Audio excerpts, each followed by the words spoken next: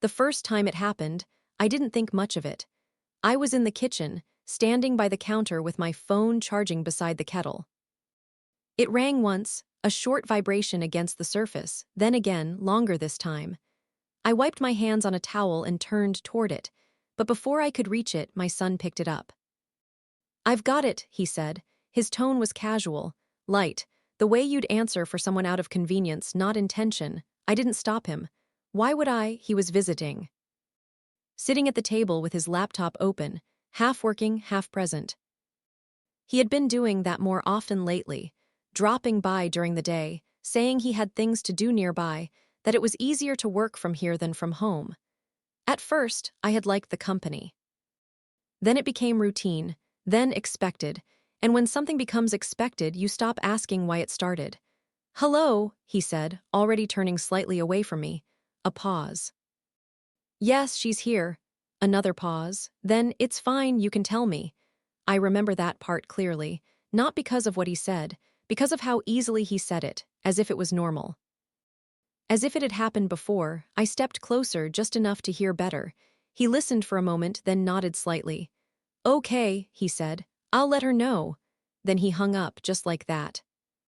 No hesitation, no glance toward me before ending the call. I looked at him. "Who was that?" I asked. He placed the phone back on the counter exactly where it had been. "Just the clinic," he said. "About your appointment next week." I frowned slightly. "They didn't ask to speak to me," he shrugged. "They said it wasn't necessary." The answer came too easily, too smoothly, but I let it go. Because it made sense, or at least enough sense not to question it further. "What did they say?" I asked. "Just a confirmation," he replied. "Same time as before," I nodded. Because that sounded right. Because there was nothing in that information that felt wrong. Because there was no reason to doubt it. And that's how these things begin. Not with something obvious. Not with something that demands attention. With something that makes just enough sense to pass. Later that afternoon, I checked my call history, not because I suspected anything. Because I wanted to note the appointment in my calendar. The number was there. The clinic's number. The call lasted 23 seconds. Short, but not unusual. I saved the appointment. Closed the app, and moved on. The second time I noticed something. I was in the living room this time, sitting with a book I wasn't really reading. The television was on, muted, casting light across the room without sound. My phone rang again. Different number. Unknown. I reached for it immediately, but again, he was closer. "I've got it," he said, same tone, same ease, and before I could respond, he had already answered. "Hello," a pause. "Yes, she's here." Again, the exact same words. I watched him this time. Not just listening, watching, the way he turned slightly away, the way his voice lowered just enough to create distance, the way he didn't look at me while he spoke. "Yes, that's fine," he said. Another pause, then, "No, you can tell me." The sentence repeated. Identical, not similar, the same. I stood up slowly, walked closer, not enough to interrupt, just enough to be part of the space. He listened for a moment longer, then nodded. "Okay," he said, "I'll let her know." And again he hung up before I could speak, before I could ask, before I could even signal that I was there. I looked at him, this time I didn't wait. "Who was that?" I asked. He turned toward me calm as before. "Insurance," he said. "Just checking something about your coverage." I crossed my arms slightly. "What kind of something?" He shrugged. "Routine stuff." Routine. The word landed the same way confirmation had earlier. Vague, sufficient, but not complete. "Why didn't they ask to speak to me?" I said. He smiled, small, reassuring. "They said it was fine." Fine, again, always fine. I nodded slowly. But this time I didn't move on as easily. Because now there was a pattern, not obvious, not undeniable, but present. 2 calls, 2 different people, 2 identical exchanges. "She's here, you can tell me. I'll let her know." Same structure, same sequence, same ending. I sat back down, but I didn't pick up the book. I just looked at my phone. Still resting where he had placed it, as if nothing had happened. That evening, after he left, I checked the call log again. The number wasn't saved. Unknown. The call lasted 31 seconds. Slightly longer than the first, still short, still controlled. I stared at it for a moment, then pressed the number. It rang once, twice. Then someone answered. "Hello," a woman's voice. Professional, neutral. "Hi," I said. "You called earlier," a pause. "Yes," she said, "about your account." "My account," I repeated. "Yes," she said. "We spoke to your son." I felt something shift. Not sharply, not dramatically, just enough. "What did you tell him?" I asked. There was another pause, longer this time. Then she said, "We went over the details with him." Details, again, vague. "Controlled, what details?" I asked. She hesitated, then said something I wasn't expecting. "I'm sorry," she said. "Are you the primary contact on the account?" I frowned. "Yes." Another pause. Then, "Oh," just that. Just "oh," the same way my daughter had said it once. The same way people do when something doesn't match what they expected. "I thought your son was handling this for you," she said. The sentence landed quietly. But it stayed. Because now it wasn't just him answering the phone, it was something else. Something that had already been established. Something that existed outside of me. "I didn't ask him to handle anything," I said. There was silence on the line. Then carefully, "That's not what we were told." I didn't respond right away, because now the pattern wasn't just in the calls, it was in the assumption. People weren't asking to speak to me. Because they believed they already were, or that they didn't need to, I thanked her, hung up, and sat there for a long moment, looking at my phone. Because now the first call didn't feel like nothing anymore. And the second one wasn't routine, it was confirmation. Not of an appointment, of a shift, a quiet one, a subtle one but real. I looked around the room, at the chair where he had been sitting, at the table where his laptop had rested, at the space he had started to occupy more and more. And for the first time, I wondered something I hadn't considered before. How many calls had he already answered for me, without me knowing? And more importantly, what had he been telling them? The next morning, I didn't mention it. Not the call, not the woman's voice. Not the way she had said, "I thought your son was handling this for you." I didn't bring it up when he arrived, just before 8, letting himself in the same way he had the day before. Same key. Same quiet entry. Same "hey" as he stepped into the kitchen. Because that was another thing I had stopped questioning.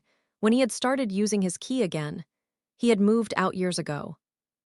Given it back, or at least I thought he had. But at some point, it had returned to him, quietly, like everything else. "Morning," he said, placing his bag on the counter. I nodded. "Morning." I kept my tone neutral, unchanged, because now I wasn't trying to confront him, I was trying to observe. He poured himself coffee without asking, sat at the table, opened his laptop. Same routine, same placement, same presence, as if this had always been part of the space. I moved around the kitchen slowly, not differently, just more aware, watching, not obviously, but enough. My phone sat on the counter again, charging, exactly where it had been the day before. I noticed that too, because I had placed it there, but now it felt positioned. I finished making my coffee and sat across from him. Neither of us spoke for a minute. The quiet wasn't uncomfortable, it was familiar, and that was what made it difficult. Because nothing in this situation felt urgent. Nothing demanded attention. Everything moved smoothly, until it didn't. At 8:17 the phone rang, not loudly, just enough. A soft vibration against the counter. He looked up immediately. So did I, but this time I was closer. I reached for it, and for a moment our hands moved at the same time. Just a fraction of a second, but enough. He stopped.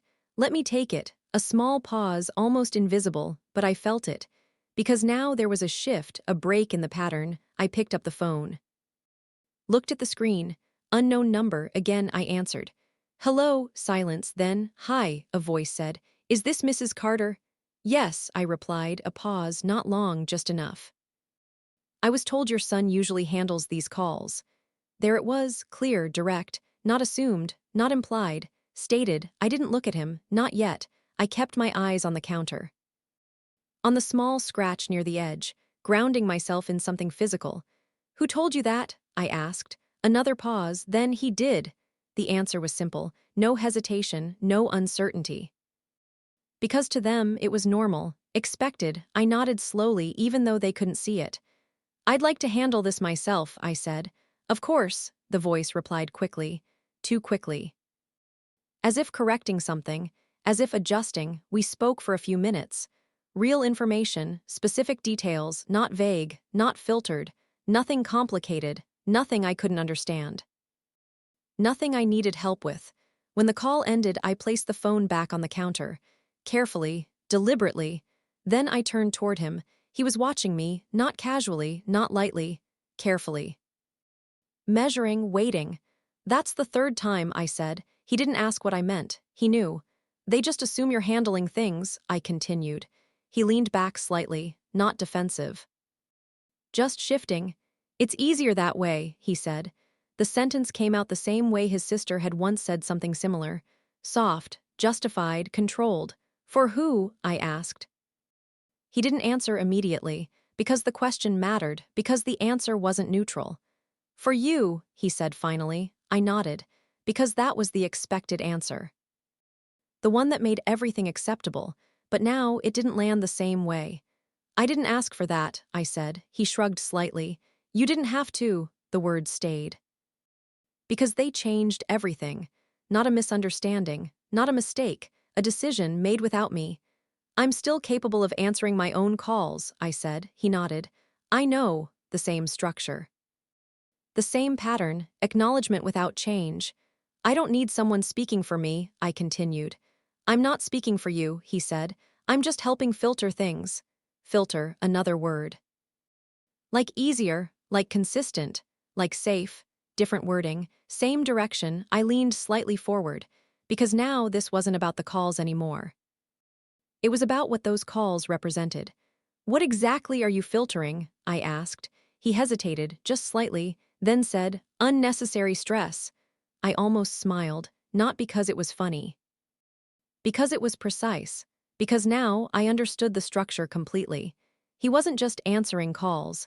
He was deciding which parts of my life I needed to hear, and which parts I didn't.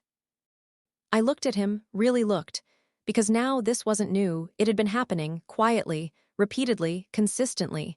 "How many calls have you answered for me?" I asked. He didn't answer. Not right away. He looked at the table, at his laptop, at anything but me. "Just a few," he said finally. "A few," the same kind of answer, vague, controlled, minimized. "Define a few," I said. He exhaled slowly. "Maybe 5 or 6. 5 or 6, I let that number settle, because now this wasn't a pattern starting. It was one that had already formed. "How long?" I asked. He hesitated again, because now the timeline mattered. "A couple of weeks," he said. "Weeks, not days, not recently, established." I leaned back slowly, because now the scope was clear. Calls. Handled, information, filtered, assumptions created without me. I looked at my phone again, still on the counter, still where I had placed it. But now it didn't feel like mine, not completely. Because part of it had already been taken over, not physically, functionally.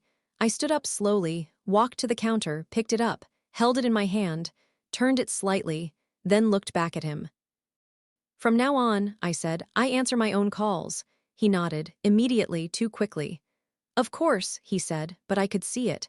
The same thing I had seen before. The same thing I had seen in my daughter. Acknowledgement, without agreement. Compliance, without change. And that meant one thing. This wasn't going to stop just because I said it. It would adjust. Shift, find another way. Because now it wasn't about the calls. It was about control. And control doesn't disappear. It adapts. I placed the phone in my pocket this time, not on the counter. Not within reach. Not available. Because now I needed to see what would happen when he couldn't answer for me anymore. I kept the phone in my pocket the rest of the morning, not out of habit. Out of decision. Every movement felt more deliberate now. Not exaggerated, just intentional. I wanted to see what would happen when the pattern couldn't continue the way it had before. He noticed. Of course he did. Not immediately, not in a way that could be pointed out, but in the way his eyes moved a little more often toward where the phone usually was. The counter. The charging cable. The empty space. He didn't say anything. Neither did I. We stayed in the kitchen, both of us moving through the same routine as before, but now there was something else underneath it. Awareness. At 9:02, my phone vibrated. I felt it against my leg, a short pulse, then another. I didn't take it out right away. I let it ring once, twice. Then I stepped away from the table and answered it. Hello, there was a brief pause on the other end. Then, oh, just that, just oh, the same reaction, the same tone I had heard the day before. I wasn't expecting you, the voice said. It was a man this time, professional, neutral. I usually speak with your son. I turned slightly, just enough to see him from the corner of my eye. He hadn't moved, but his posture had changed. Subtly listening. He doesn't need to be involved, I said, calm, clear, another pause, longer this time. Then, of course, the man said, quickly, adjusting. We spoke for a minute. Real details again, clear information, nothing complicated, nothing I couldn't handle. When I hung up, I didn't return to the table immediately. I stayed where I was. Because now I needed to feel the difference. And the difference was simple. Nothing had gone wrong, no confusion, no stress, no mistake, just a call, handled. Normally, I turned back toward him. He was watching me again, not hiding it now. What was that? He asked. His tone was light, casual, but I could hear something underneath it, something tighter. Utilities, I said. He nodded. Anything important? I held his gaze. No, silence, because that answer didn't give him anything to adjust, nothing to act on, nothing to filter, just nothing.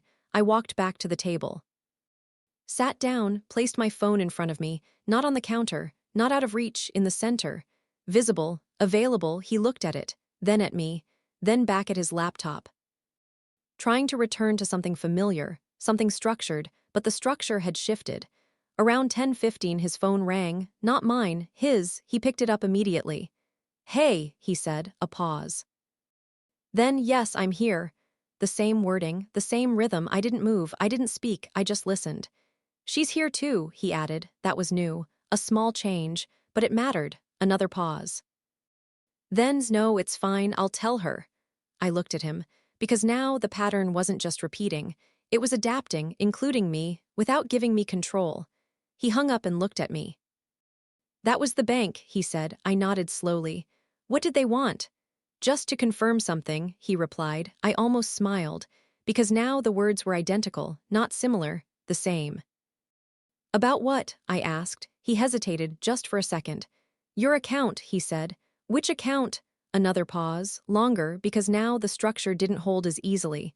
The main one, he said. I leaned slightly forward. Why are they calling you about my account? He didn't answer immediately, because now there wasn't a smooth path through the conversation. They just have my number, he said. The explanation sounded weaker this time, less controlled, less prepared. How did they get it? I asked. He looked at me, really looked. And for the first time, there was no immediate answer, no structure, no prepared line. I gave it to them, he said finally. The words were quiet, not defensive, just stated. Why? A single word. But it changed everything. Because now we were no longer talking about convenience, or help, or filtering. We were talking about choice, a decision made without me. So they could reach someone if needed, he said. The same justification, the same direction. But now it didn't hold. Because I had just answered the phone, because nothing had gone wrong. Because there was no reason to need someone else. I am someone they can reach, I said. He nodded. I know. But again, that acknowledgement didn't change anything. It just existed beside it. I looked at him for a long moment, because now this wasn't just about the calls or the information. It was about something else, something quieter, something more precise. He had inserted himself into the line of communication, between me and everything else. And once that line is changed, everything that passes through it changes too. I stood up slowly, not suddenly. Not aggressively, just moving. He watched me again. Carefully, I walked to the door, opened it, then turned back toward him. Next time they call, I said, you tell them to speak to me. He nodded. Yes, immediate, automatic, but I didn't respond, because I had seen that before, the agreement without the change. I stepped back inside, closed the door, and stood there for a moment. Because now I understood something clearly. This wasn't about stopping him from answering my phone. It was about undoing what had already been put in place. And that was going to take more than just being present when it rang. I didn't wait for the next call, because now I understood something clearly. The calls weren't the start, they were the result. Something had already been set up. Something that made people call him instead of me. Something that made them assume he was the one in charge. And if I wanted to stop it, I had to find where it began. That afternoon, I went into my bedroom and closed the door. Not fully, just enough, because closing it completely would feel like hiding. And I wasn't hiding, I was looking. I sat on the edge of the bed and opened my phone. Contacts, settings, call forwarding, nothing, everything looked normal. Too normal. I scrolled slowly, reading each option more carefully than I ever had before. Because now I wasn't just checking, I was questioning. Voicemail, call screening, blocked numbers, nothing unusual. Nothing that explained why people were calling him, or why they believed he was handling things. I leaned back slightly, because if it wasn't on my phone, then it was somewhere else. Somewhere I hadn't looked yet, somewhere I hadn't thought to check. I stood up and walked back into the kitchen. He was still there, laptop open, same position, same presence. Like nothing had shifted, but I could feel it, the difference, even if he pretended it wasn't there. "I'm going out for a bit," I said. He looked up, surprised. "Where?" The question came too quickly, too directly. I smiled slightly. "Just errands," he nodded, but his eyes stayed on me a second longer than necessary, measuring, adjusting. "I can come with you," he said. I shook my head. "I'll be fine." That word again.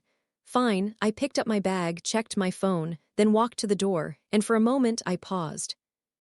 Because I could feel it, the shift, the fact that this wasn't just leaving the apartment. It was stepping outside the structure he had been maintaining, the one where he could answer, filter, control. I opened the door and stepped out. The hallway was quiet, unchanged, normal, and that alone felt different. I walked to the elevator, pressed the button, waited, no interruption, no voice behind me.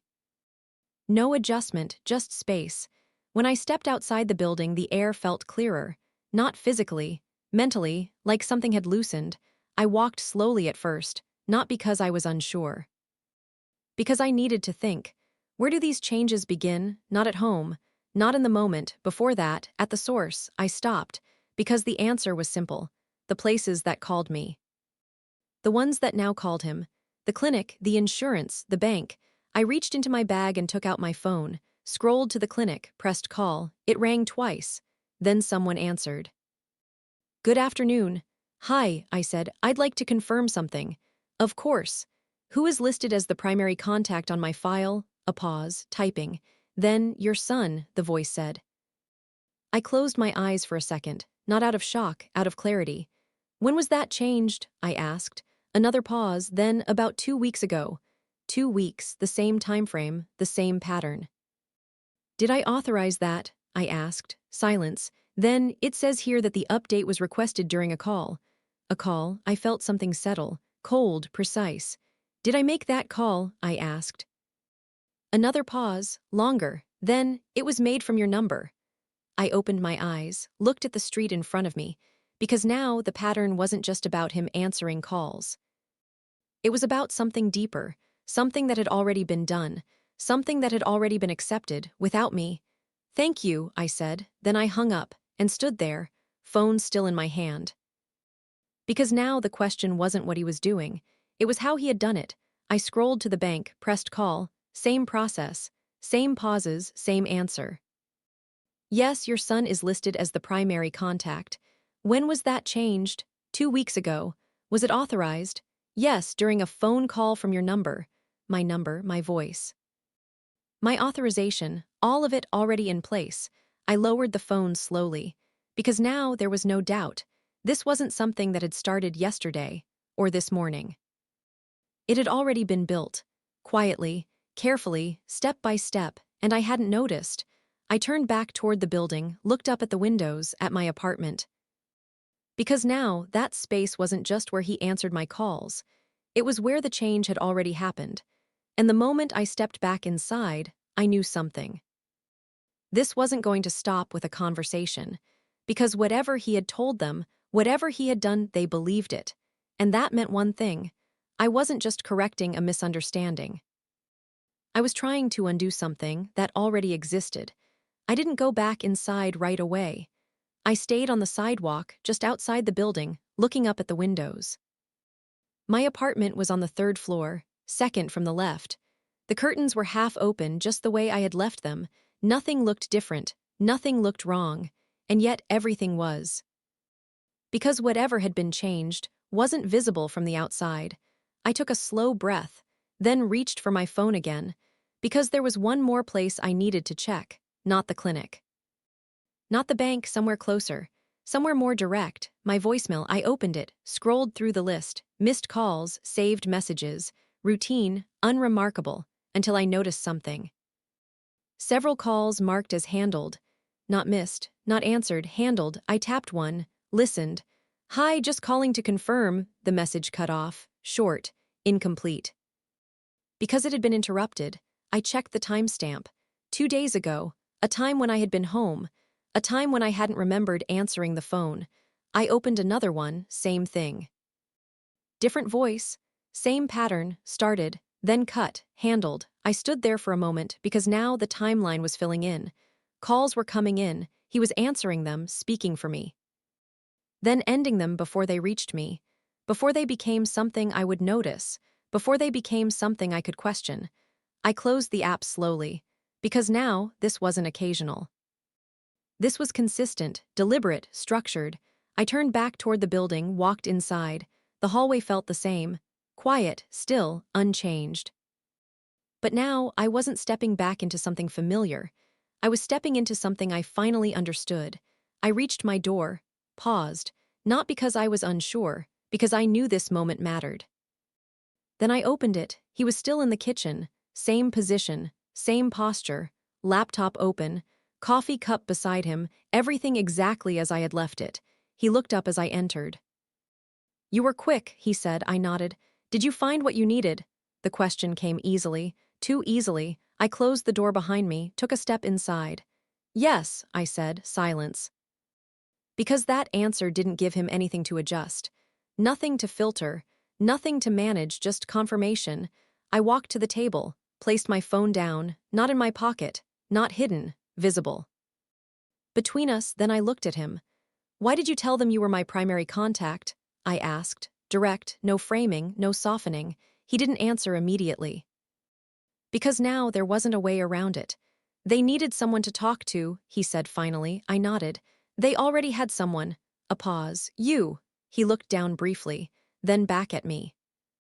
"You don't always answer," he said. The words were quiet, not defensive, just stated. I held his gaze. "I do," I said. "Not every time," he replied. There it was, the justification, small, precise. Built on something real, but expanded into something bigger. "That doesn't mean you replace me," I said. He didn't respond, because now the difference was clear. Not answering every call is not the same as losing control over them. I reached for the phone again, opened the call log, turned it toward him. 5 or 6 calls, I said. "Or more," he looked at the screen, then away.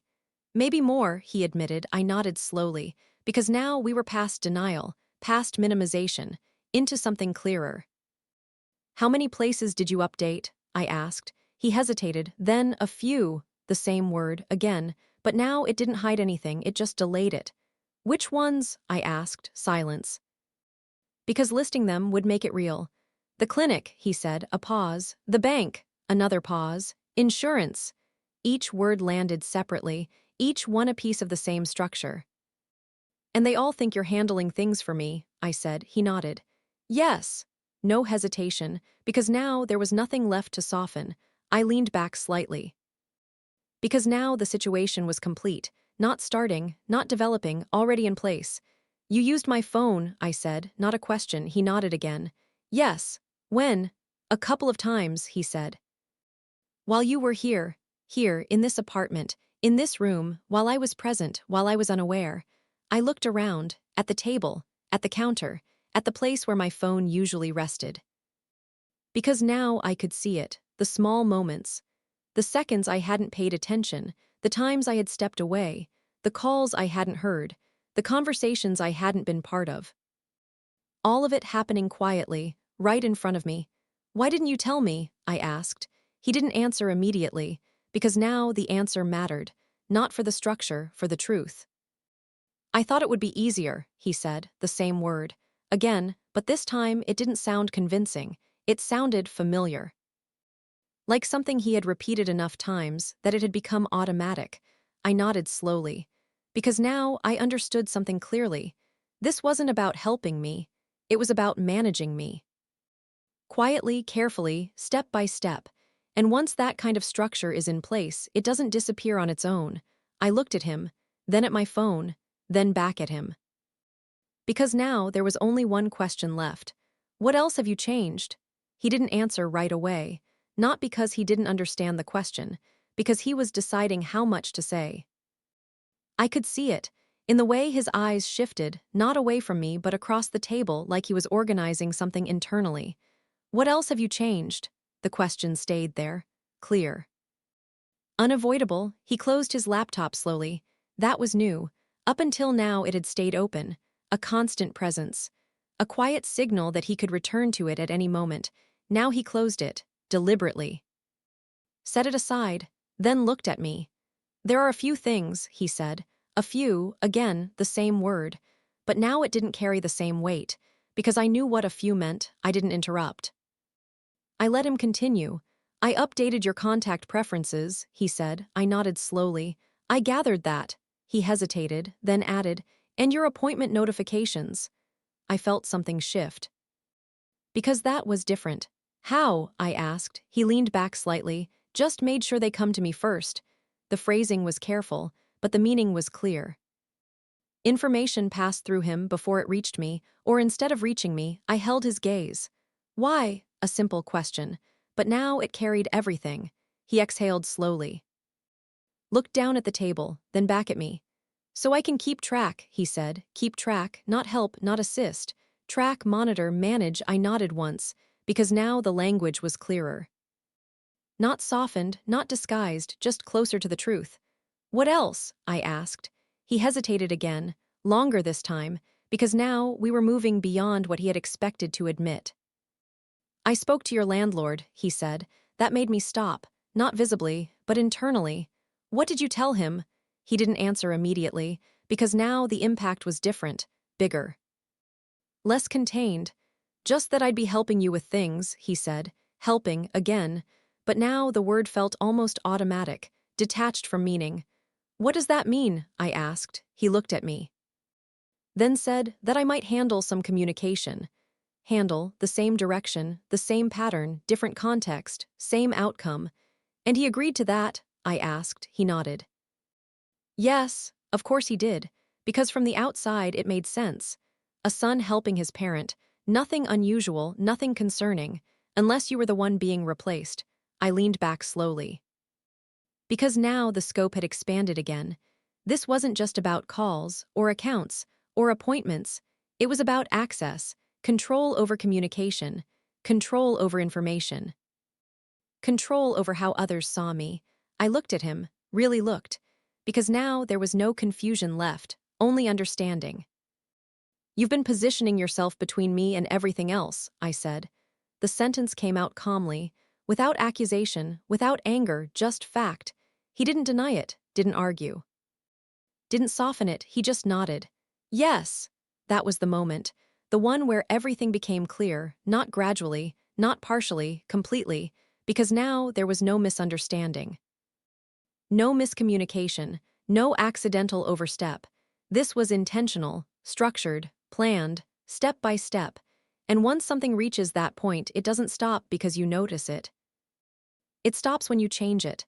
I stood up slowly, not abruptly, not aggressively, just moving. He watched me, carefully, because now he didn't know what I was going to do next, and that mattered. I walked to the counter, picked up my phone, held it in my hand, turned it slightly, then looked back at him. "You used this to make those calls," I said. He nodded. "Yes, and they believed it was me." Another nod. "Yes." I looked at the screen, at the call log, at the list of numbers that now meant something different, then back at him. Then we start there, I said. He frowned slightly. What do you mean? I held up the phone. This is where the change began, I said, so this is where it gets undone. Silence. Because now the direction had shifted, not toward explanation, toward action. What are you going to do? He asked. The question was careful, measured. Because now he needed to understand the next step. I didn't answer right away, because I needed to be sure, not of what I felt, of what I would do. Then I said, I'm going to call them all back. He didn't react immediately, because the simplicity of it was unexpected. You can't just, he started. I cut him off.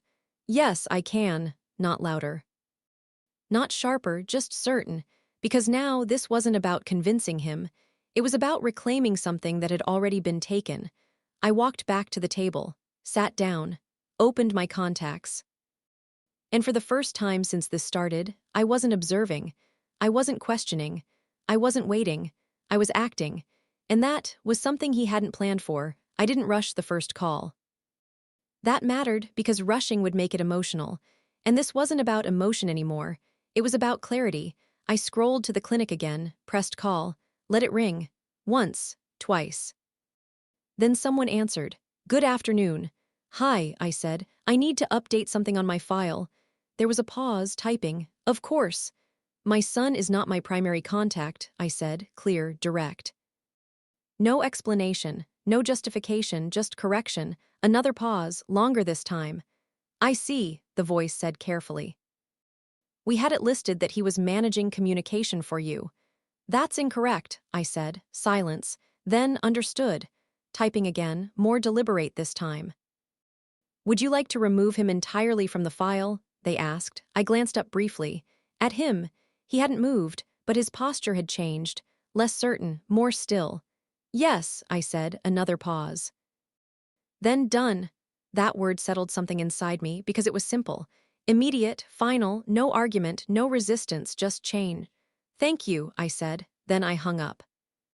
I didn't look at him right away, because I needed that moment, just 1 second, to feel what had shifted. Then I picked up the next number, the bank, same process, same pauses, same explanation. Same correction, and again, done. Each call followed the same pattern. But this time I was the one defining it. Not him, not them, me, insurance, utilities, one by one, each conversation short. Clear, direct, no confusion, no difficulty, nothing that required someone else to step in, nothing that justified what had been done. When I finished, I placed the phone back on the table, carefully. Not in my pocket, not hidden, visible, because now it wasn't something to protect, it was something I had taken back. The room was quiet again, but not the same quiet as before. This one belonged to me. He was still sitting there, watching, not interrupting, not correcting, just observing like I had been. What now? He asked. The question came softer this time. Less structured, less certain. I looked at him, because now we were in a different place. Not at the beginning, not in the middle, somewhere else. We go back, I said. He frowned slightly. Back to what? I gestured lightly around the room. To where things were before you decided to manage them. Silence, because that answer wasn't simple, not really. Because before doesn't always exist the way we remember it. You're going to pretend nothing happened? He asked. I shook my head. No, a pause. I'm going to make sure it doesn't continue. The difference mattered.